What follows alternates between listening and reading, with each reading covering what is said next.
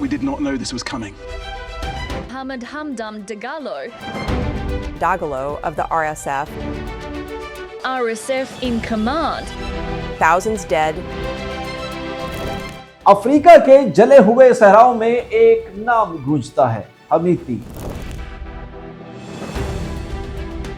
एक मामूली शितरबान जो ऊंट बेचकर गुजर बसर कर रहा था, मगर चंद सालों में वो सूडान की किस्मत बदलने वाला सबसे ताकतवर और खतरनाक आदमी बन गया।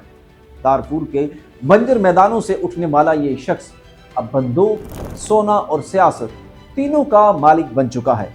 उसके मुखालिफ उसे जंजवेद का कसाई कहते हैं और उसके हामी उसे कौम का निजात दहिंदा कहते हैं। लेकिन सवाल ये है कि ये सब कैसे हुआ? ये कहानी है मोहम्मद हमदान दगोलो की, एक ऐसे शख्स की जिसने ताकत के खेल में पूरे मुल्क को जला दिया। सन 1947 के करीब दारफूर और चाड के सरहदों के दरमियान एक छोटे से कबीले में एक बच्चा पैदा होता है। नाम रखा गया मोहम्मद हमदान दगोलो। घर में बिजली नहीं, स्कूल नायाब और जिंदगी का वाहिद हुनर ऊंट पालना।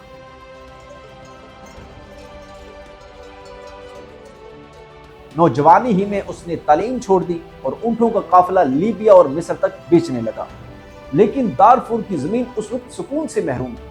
अरब कबाइल और अफ्रीकी नस्लों के दरमियान तनाव और हुकूमत की बेहिसी और वसाइल की लूट मार ने उसे बारूद के ढेर में बदल दिया। 2003 में दारफूर में खाना जंगी फूट पड़ी। हमीती ने अरब मलेशिया जंजवेद में शमूलियत इख्तियार की। यही वो मलेशिया थी जिस पर अक़वाम मुत्तहिदा ने नस्ल खुशी के इल्जामात लगाए। गांव जलाए गए, औरतों की बेहुरमती हुई, हजारों बेगुनाह मारे गए। अफ्रीकी यूनियन की एक रिपोर्ट के मुताबिक नवंबर 2004 में हमीती के दस्ते ने उदवा गांव को जलाकर 126 इंसानों को मौत के घाट उतार दिया, जिनमें 36 बच्चे थे। ये वो दिन थे जब सूडान का मगरबी खित्ता खून में नहा गया और इस खून ने हमीती के उरूज की बुनियाद रखी।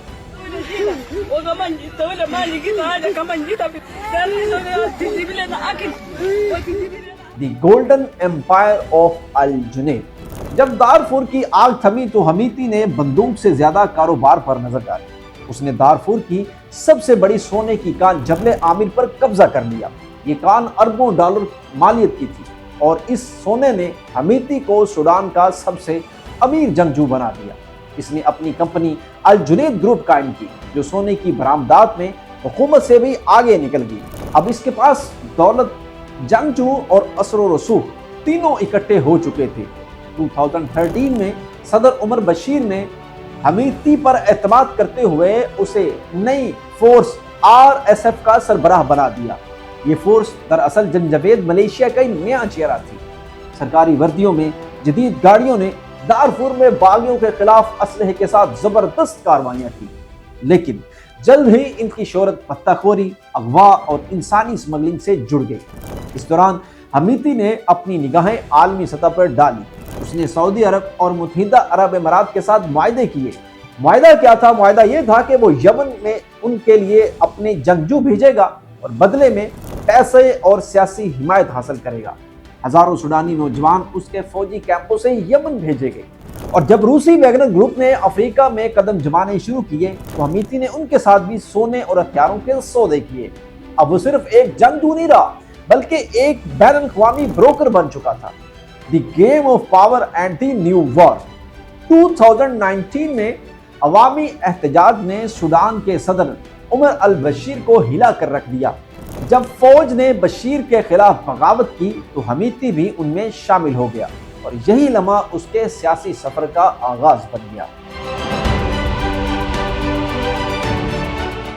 लोगों ने उसे नजात दहिंदा समझा, लेकिन जल्द ही वो खुद ताकत के नशे में आ गया। इक़्तिदार में शरीक होने के बाद उसका टकराव फौजी सरबराह जनरल अब्दुल फतेह अल बुरहान से हुआ। जब बुरहान ने उसको अपने मातहत करने की कोशिश की तो हमीती ने उसे यकसर मुस्तरद कर दिया। अप्रैल 2023 में ये इख्तिलाफ खाना जंगी में बदल गया। खर्तूम में टैंक गरजे, दारफूर में बम बरसे और सूडान फिर से खून में नहा गया।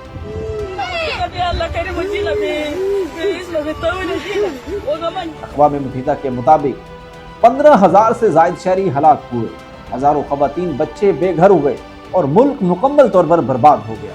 जब दुनिया खामोश तमाशाई बनी रही तो उस वक्त RSF ने दारफोर के सबसे अहम शहर अल-फाशिर पर कब्जा कर लिया, सुडानी फौज का आखिरी मजबूत गढ़। जी हाँ, ये सुडानी फौज का आखिरी मजबूत गढ़ था। अब हमीती और उसकी फोर्सेस दरियाए नील के मगरिब के तकरीबन तमाम इलाकों पर काबिज हो चुकी है। इन्होंने हुकूमत अमन व इत्तिहाद के नाम से अपनी मुतवाज़ी हुकूमत कायम कर ली। बाजारों में लूटे गए सामान को दगालू मार्केट के नाम से बेचा जा रहा है और लोग खौफ में जी रहे हैं।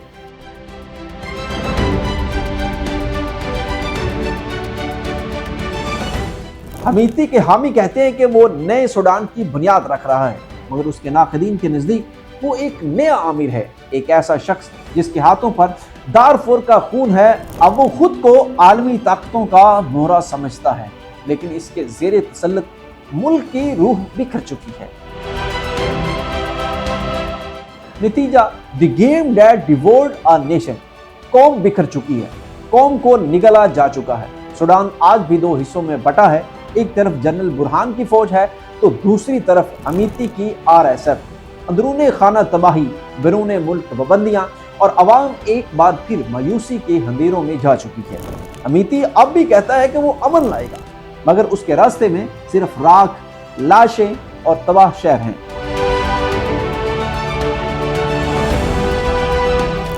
ये कहानी एक शख्स की नहीं, ये पूरे सूडान की कहानी है, एक ऐसे मुल्क की जो अपनी जमीन के सोने के पीछे अपने ही खून में डूब गया।